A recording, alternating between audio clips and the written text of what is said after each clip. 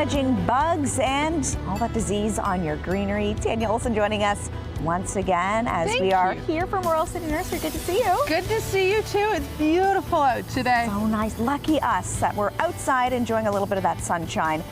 Talking all things, like we said, bugs and managing, you know, maybe a bit of disease, which is pest not and always disease fun. control, right? Yeah. So what should we be doing? What should we be keeping an eye out for?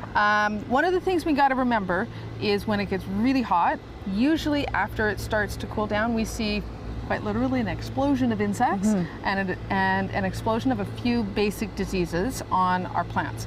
Now, if we only see one or two, honestly, I'm not worried. We're going to pluck the leaf, pluck the bug, get rid of it, get it off property, no big deal.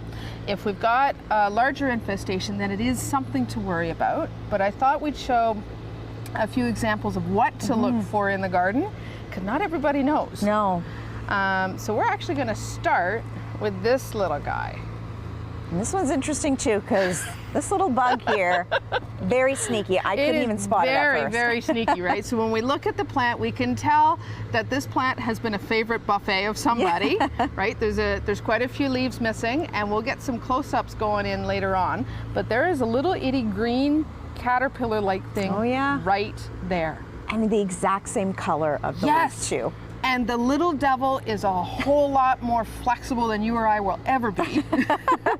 So every time he starts to munch, he actually forms to the shape of the hole he cut out. So it's hard to see. But what we're looking at is something called the sawfly larva. Okay. So how do you treat them? Anything that's soft-bodied, so whether it's this little dude or aphids or spider mites, you could use an insecticidal soap, something like Endol, works really well. Okay. And this one's already mixed. So all you do is spray it on. Do not do this in the middle of the day, too hot. Okay. Now, when we look at a hosta leaf, one of the challenges are these things, the holes in the leaf.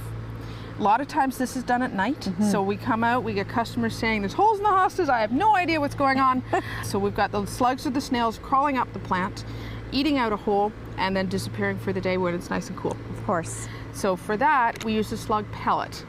Now this one, totally organic. Okay. And this pellet, all you're gonna do literally is sprinkle it on the ground, and that will kill the little darlings. Okay, so it's, again, pretty easy peasy to use. Easy peasy and totally organic. I want to make sure that we are using organic principles when we're in the garden, and we also want to make sure that treatment is actually your last option. Okay.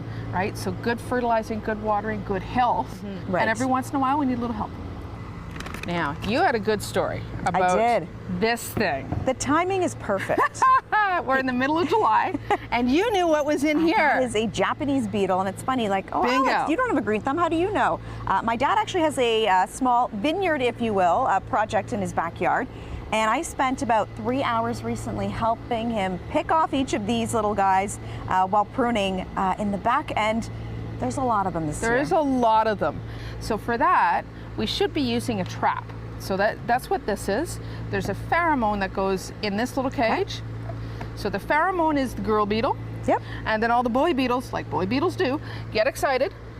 They fly up, they bounce off the wings, and get collected in the bucket. Gotcha. So you do need to empty this bucket. Yeah, a little bit of work to go into this, but that means the Japanese beetles can stay off the vines and the leaves, and we're happy. Absolutely. And again, we're attracting the male beetles, which ultimately interrupts the reproductive cycle, right? So it doesn't do a lot for the beetles you've got. Right. We're dealing with beetles that are coming. Right.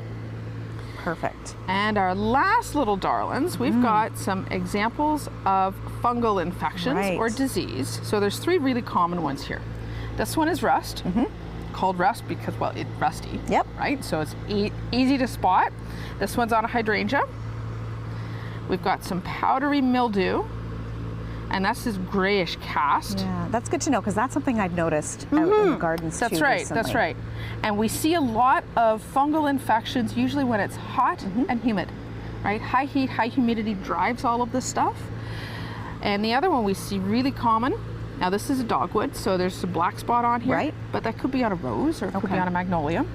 So with all 3 of these, you're going to treat these exactly the same. Okay. And a little bit of pruning. So if it's only a leaf or 2, take the leaf, pluck it, and out it goes. Okay. If we've got a really bad infestation, then using something that's got a sulfur base. So whether it's a lime sulfur, whether it's ready to use or the one on the end is a powder. Okay. Literally, you're mixing in water and spraying on, but don't do it in the heat of the day. You want to do it early morning or later in the evening when it's nice and cool. And we're going to see this in our gardens again because it's got lots of heat and lots of humidity. It's beautiful, right? It's been a summer. It has been a summer, and when you say heat and humidity, that's definitely what we've been experiencing quite a bit. Yes. Now there's one other little treasure I want to talk about. This is actually sunburn. Okay. So plants show it from the edges in. So this is not something you can treat. All you want to do for this, we're going to pluck the leaves off and they'll be fine because we've got buds for next year. That's what these little darlings in there. That's next year's leaf buds. Okay. Super simple. They'll regrow. It can be done. I know we keep saying this each and every week, but I'm like, low maintenance. Yes, that's what we want. We want it low maintenance. We just want to know what the solutions are to get there. Exactly, and I think you know what I might be purchasing on my way out today. Maybe say hi to your dad. I will. Gift for you, Dad. All right, Tanya, always a pleasure. Thank you so much. No problem.